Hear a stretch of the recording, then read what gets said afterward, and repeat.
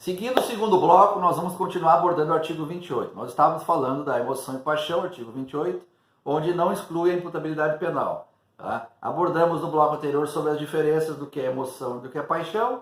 Tá? E agora nós vamos adentrar no inciso segundo do artigo 28, que traz a questão da embriaguez, a qual eu comentei antes de maneira introdutória. Tá? Então diz o inciso segundo: a embriaguez voluntária ou culposa pelo álcool ou substâncias de efeitos análogos. Mas a gente antes, fazendo um remake, isso nos remete ao inciso segundo. Vamos pegar o caput do artigo 28 e novamente nos remeter ao inciso segundo para ter uma conexão. O que diz lá? Embriaguez, tá? Artigo 28, não exclui a imputabilidade penal. Inciso segundo, a embriaguez voluntária, quando eu bebo vontade própria, ou culposa, quando eu bebo sem imaginar que muita gente toma uma cerveja e está bêbado, outros tomam 5 cervejas e não dá nada. Então, muitas vezes o cidadão resolve tomar uma cerveja, vou experimentar, quando vê ele tomou um remédio, deu algum problema, ficou com suas razões, suas configurações mentais e sentimentos abalados. Tá? Ou pelo álcool ou substâncias análogas. Dentro das substâncias análogas pode estar medicamentos, tarja preta, medicamentos que têm alguma influência sobre o psíquico, sobre o entendimento da situação coletiva como um todo. E outras substâncias que não devem ser ingeridas no caso. Tá? Então, isso nos remete ao inciso segundo. O inciso segundo nos traz 2 parágrafos que trazem uma abordagem mais detalhada sobre essa questão. O que diz o inciso primeiro? Tá? É isento de pena o agente que por embriaguez completa. Aqui um detalhe muito importante. Tá? É isento de pena o agente que por embriaguez completa, ou seja, quando ele esteja sem nenhuma condição de entender nada, ele está completamente embriagado ao extremo de não saber quem é. Lembra desse detalhe. Mas proveniente de caso fortuito ou força maior. Tá? Não é o professor que foi lá, Fabiano, tomar um trago, encheu a cara ao extremo e foi lá e atropelou uma pessoa. Esse não é o caso de fortuito ou força maior. Tá? Eu vou dar 2 exemplos de caso fortuito ou força maior. Um exemplo é quando o cidadão é forçado a tomar bebida alcoólica até perder os sentidos e acabar fazendo uma bobagem. Tá? A outra é, por exemplo, quando é misturado um remédio sem ele saber e o álcool se potencializou o efeito, e esse efeito potencializado causou uma inconsciência total, ao ponto de ele não saber nem onde está, nem quem é, nem o que está fazendo. Isso pode acontecer? Gente, pode. Ah, mas é difícil? Até pode ser, mas é possível. Tá? Então, a configuração da possibilidade de não ser imputado penalmente é no caso da embriaguez completa, mas por caso fortuito, força maior. Não esqueçam desse detalhe, tá bom? No contraponto, parágrafo 2º do artigo 28, traz a questão já da possibilidade de uma redução da pena. Veja bem, nós analisamos o parágrafo 1º que fala da isenção da punibilidade. E o parágrafo 2º nos trata da punibilidade, mas com possibilidade de redução de pena. O que diz o parágrafo 2º? A pena pode ser reduzida de 1 a 2. Tá? Pode ser de 1 a 2 terços se o agente, por embriaguez proveniente de caso de força maior, não possui o tempo da ação ou omissão a plena capacidade. Mas, professor, não é igual? Não é, porque no parágrafo primeiro nós estamos falando da total incapacidade. O parágrafo 2º nos traz a possibilidade de uma incapaz, numa parcial incapacidade, ou seja, ele sabia mais ou menos onde ele estava, ele sabia mais ou menos o que poderia acontecer. Então ele não é de todo um inocente, ele não é de todo uma pessoa totalmente incapaz de na hora entender. Ele parcialmente entendia, sim, o que poderia acontecer. Portanto, ele vai, sim, ser imputado penalmente. Mas, por ele estar parcialmente incapaz, tá? Novamente por causa de fortuito ou força maior, mas a diferença é que os 2 casos são com fortuito e força maior. Mas, no primeiro, ele está totalmente incapaz. Então, ele não sabia o que aconteceu. O que houve? Eu não lembro. Nesse aqui, eu lembro mais ou menos que eu peguei um carro e andei em alta velocidade.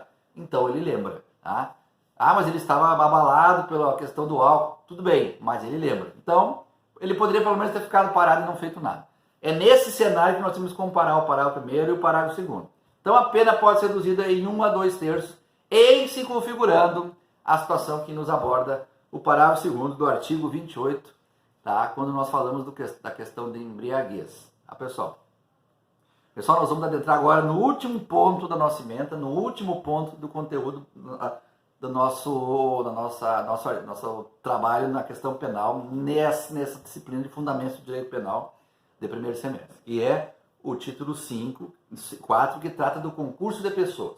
Tá? Um concurso de pessoas, ele tem uma abordagem geral em cima da questão que lá na frente do direito especial a gente vai detalhar minuciosamente, tá bom? Mas vamos ao que interessa. Concurso de pessoas está especificado no Código Penal nos artigos 29, 30 e 31 e os seus complementos que nós vamos abordar. Então, quando a gente fala em concurso de pessoas, do que exatamente nós estamos falando? Do que exatamente o senhor está falando, professor? Nós estamos falando das questões diretas e configuradas da influência ou da ação de pessoas no cometimento de infração penal e especificamente quando essas infrações são cometidas por mais de uma pessoa. Concurso de pessoas. Mais de uma pessoa estão em concurso de ação para cometer um crime. Tá? Não existe como ter um concurso de ação com uma pessoa só. Ela não tem como ter um sósia aqui. Tá? Ela é uma só. Mais de uma pessoa, sim, configuram o concurso de ação. E os detalhes disso nós vamos avaliar e abordar agora. Tá? Então, o que diz o artigo 29 do Código Penal que nos faz analisar com detalhes? Diz lá, artigo 29. Quem de qualquer modo concorre para o crime e incide nas penas a estes combinadas. Quem de qualquer modo, concorre em algum crime, vai responder especificamente por o crime baseado na pena que o Código Penal estipula para este, na medida da sua culpabilidade. Mas o que quer dizer isso, culpabilidade? Pô, se o crime é doloso, como a gente já abordou, é uma coisa. Se o crime é culposo, é outra. Então, é nesse cenário que nós estamos falando da análise de culpabilidade, tá bom? O parágrafo 1º do artigo 29 diz o quê? Se a participação for de menor importância, a pena pode ser diminuída de 1/6 a 1/3. Ou seja, se o cidadão teve duas ou mais pessoas cometeram crimes, mas um matou o outro deu a carona. Então, ele não foi o sujeito que efetivamente, intencionalmente, tirou a vida de outro, mas ele estava junto.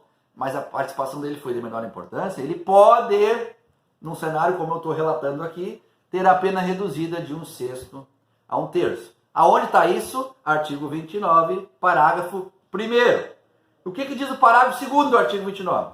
Se algum dos concorrentes, dos criminosos, quis participar do crime menos grave, será-lhe aplicada a pena deste. Ou seja, vamos pegar o mesmo exemplo que eu dei, tá? E configurar para que se encaixe o parágrafo 2º. O exemplo que eu dei da pessoa, os dois sujeitos combinaram que iriam assaltar uma lotérica. Saíram para cometer um assalto. Tá? Bom, o sujeito que estava na carona do veículo, no decorrer do assalto, ele acabou resolvendo, ele encontrou lá dentro o dono da lotérica, era um cara que ele não gostava. Ele resolveu lá que eu já vou matar esse cara porque eu resolvo 2 problemas. Eu cometo o assalto e mato a pessoa. O motorista do veículo não sabe, não planejou e nem queria que isso chegasse a esse ponto. O objetivo dele era participar de um assalto. Ele é um criminoso? É um criminoso, mas ele não tinha nenhuma intenção, nenhum envolvimento na possibilidade de que o cara cometesse esse crime. Então ele pode. Por que tu diz pode? Porque não é? Porque eu estou configurando um cenário genérico. Dentro de cada caso criminal, existe uma situação atípica em cada um. Tá? Cada um, a reação do cidadão que matou o outro pode ter sido diferente da que eu falei. Baseado no contexto que eu estou trazendo para vocês, a análise pode ser essa.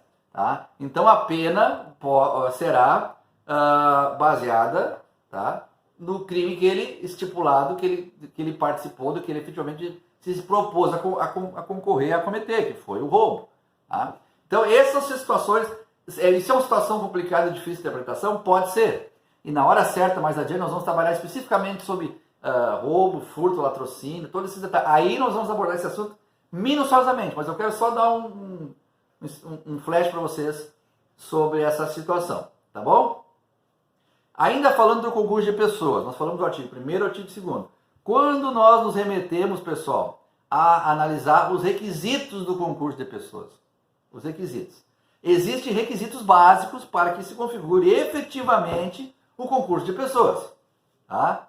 Então, eles não vai existir requisitos básicos. O primeiro, por óbvio, é a necessidade, a obrigatoriedade da concussão do concurso de pessoas ser efetivado por mais de uma pessoa. Falei no início da abordagem do artigo 29. Então, os requisitos básicos são o seguinte: presença de 2 ou mais agentes, e é preciso que se tenha efetivamente um nexo de causalidade, ou seja, a relação material entre as condutas e o resultado obtido. Senão não existe concurso. Os dois saíram, 2 sujeitos, mas como assim, professor? 2 sujeitos saíram de casa, vamos cometer um assalto. Só que cada um foi em um lugar diferente. Tu vai na lotérica, eu vou na padaria. Não existe uma relação, os dois cometeram o mesmo crime, mas em situações diferentes. Eles não estão agindo no mesmo objetivo. Diferente do caso do cidadão que foram roubar a lotérica e os dois foram no mesmo carro, só mudou a questão que um resolveu cometer um crime mais pesado, mas lá no transcorrer da ação. Não foi diferente do caso que eu falei agora, em que saíram, combinaram que os dois iam cometer um assalto, um roubo, uma mão armada, mas cada um no seu lugar, não estavam juntos, depois iam gastar o dinheiro junto. Bom, aí é outra história, tá bom? Então é nesse sentido que são requisitos básicos necessários. A presença de 2 ou mais agentes e é no nexo de causalidade, nós já trabalhamos, a relação entre a conduta e o resultado, tá bom? Pessoal, no próximo bloco a gente continua analisando esse ponto do artigo 29.